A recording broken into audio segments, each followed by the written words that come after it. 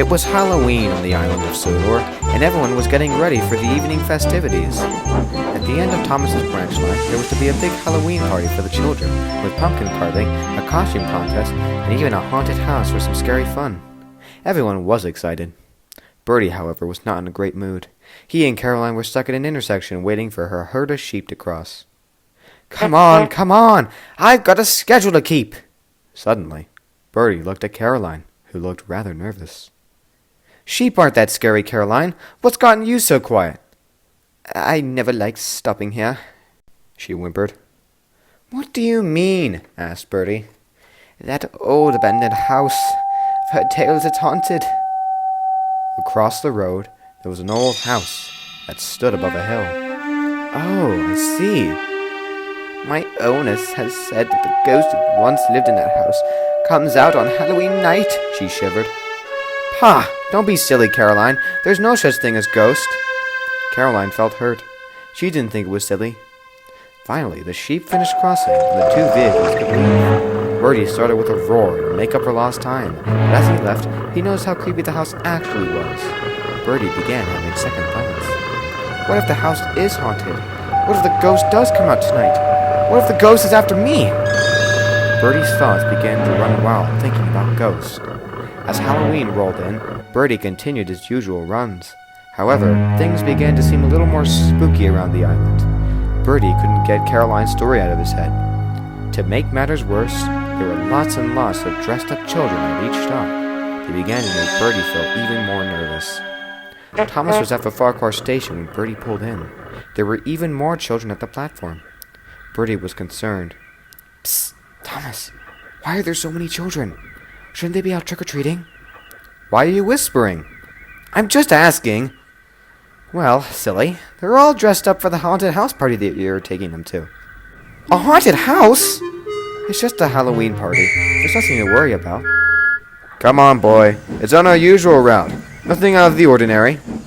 But Bertie was still nervous about going to a haunted house. It wasn't long before the sun went down and everything went dark.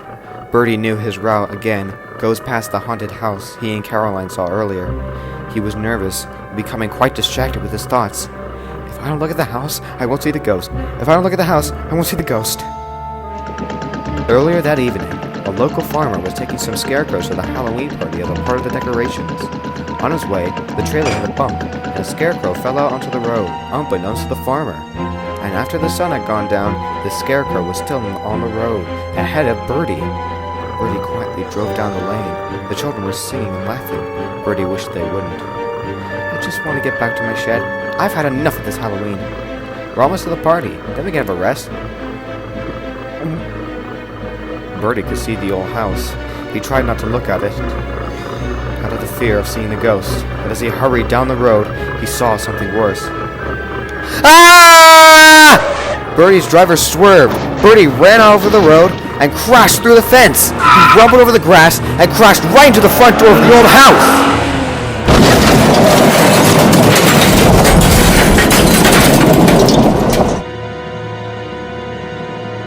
Ow.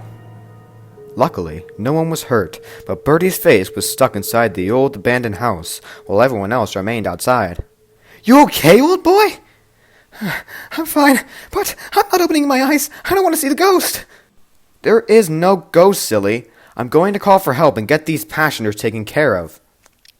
So Bertie's driver left with the passengers, and Bertie was all alone inside the haunted house.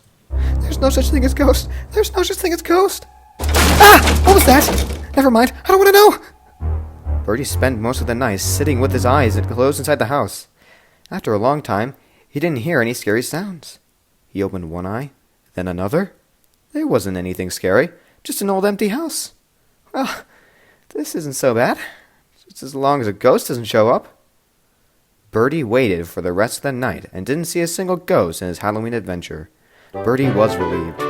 In the morning, Butch helped Bertie out of the house. We didn't think busses went trick-or-treating on Halloween.